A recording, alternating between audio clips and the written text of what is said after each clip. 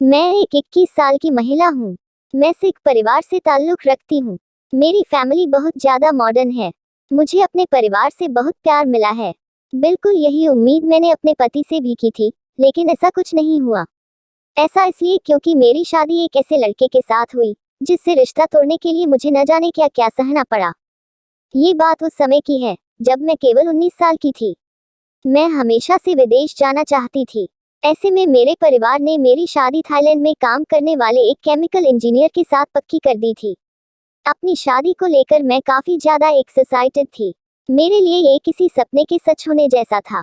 मैं बेहद खुश थी, लेकिन मुझे नहीं पता था कि मेरी ये खुशी बस पल भर की है, जो एक समय बाद मेरे जीवन की सबसे बड़ी परेशानी बन जाएगी। जब हमारे रिश्ते की बात चल रही थी, तो उस समय मैं अपने पार्टनर से मिलने के लिए बेहद उत्साहित थी। मेरी पहली मुलाकात उससे फ्रेंडशिप डे के दिन इंपीरियल होटल में हुई थी। इस दौरान मेरी माँ ने मुझे कहा था कि जीवन में कभी प्यार करो तो एक अच्छे लड़के से ही करना। मैंने बिल्कुल वैसे ही किया। उसने मुझे पूछा कि क्या मैं पहले कभी रिलेशनशिप में रही हूँ, तो मैंने साफ मना कर दिया। लेकिन जब यही सवाल मैंने उससे किया, तो उसने मुझसे कहा कि उसके काफी सारे दोस्त हैं, लेकिन कोई गर्लफ्रेंड नहीं है। हालांकि यही हमारी शादी में सबसे बड़ा झूठ था। मैं आपसे छिपाना नहीं चाहती, मेरे पिता कभी नहीं चाहते थे कि मैं इस लड़के से शादी करूं, लेकिन मेरी माँ इस रिश्ते के लिए बहुत ज्यादा उत्सुक थी। उनके मुताबिक यह मेरे लिए परफेक्ट मैच था। हालांकि दोनों की अलग अलग सोच के कारण मेरे पेरेंट्स के बीच काफी झगड़े भी होने लगे, लेकिन इसी बीच हमारी शादी हो गई। ऐसे में शादी की पहली रात मेरे पति ने मुझसे पूछा क्या मैं वर्जिन हूँ। जब मैंने हाँ में जवाब दिया, तो उन्होंने कहा कि मेरी एक थाई गर्लफ्रेंड है, आपको मेरे साथ साथ उसे भी स्वीकार करना होगा। शादी के पहले ही दिन मुझे इस रिश्ते में घुटन महसूस होने लगी थी। ऐसा इसलिए क्योंकि जिस आदमी से मेरी शादी हुई थी, वह किसी और से प्यार करता था। इस दौरान मेरे मन में अजीब अजीब ख्याल आने लगे। ऐसी शादी का क्या भविष्य होगा, जिसमें आपका पति आपको नहीं बल्कि किसी और को पसंद करता है।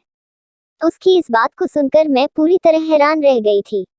इतना ही नहीं, हमारी सुहागरात के अगले दिन वह रात को 3 बजे लौटा। उसने ड्रिंक की हुई थी। इस दौरान उसने मुझ पर मानसिक रूप से बीमार होने का आरोप लगाया। उसने मुझसे कहा कि मैं बदसूरत हूँ। हमारे बीच इतना सब कुछ चल ही रहा था कि इस बीच एक सप्ताह के लिए हम krabi घूमने गए। वहाँ उसने मुझे वहाँ खाना नहीं दिया। वो जानता था कि मैं हार्डकोर वेजिटेरियन हूँ, लेकिन उसने मुझे केकड़ा खाने के लिए कहा। कुछ दिनों बाद वह मुझे एक मनोचिकित्सक के पास ले गया। उसने मुझे कुछ ऐसी गोलियां दी थी, जिसकी वजह से मुझे लगातार नींद आती रहती थी।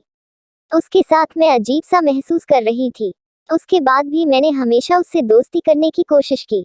एक दिन उसकी हरकतों से बहुत ज्यादा परेशान होकर मैंने उससे कहा कि कम से कम आप मुझे अपनी पत्नी का दर्जा तो दे ही सकते हैं।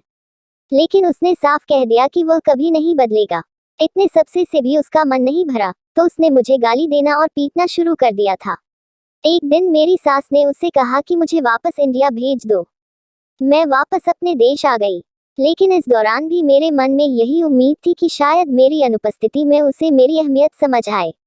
लेकिन ऐसा नहीं हुआ। मेरे आने के बाद उसने मुझे एक फोन तक नहीं किया।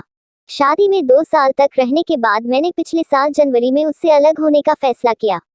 मैं आज भी यही सोचती हूँ कि काश मैं तब इतना मजबूत होती, तो मुझे उसका अत्याचार नहीं सहना पड़ता। फिलहाल मैं अपने तलाक और सेटलमेंट का इंतजार कर रही हूँ। मैं विदेश में पढ़ाई करना चाहती हूँ। हालांकि कुछ चीजें मुझे अभी भी बहुत ज्यादा परेशान करती हैं, लेकिन अच्छी बात तो यह है कि मैं जिंदा हूँ। दोस्तों, ये कहानी आप लोगों को कैसे लगी कमेंट करके जरूर बताना और अच्छी अच्छी कहानी सुनने के लिए मेरे चैनल को लाइक और सब्सक्राइब करना।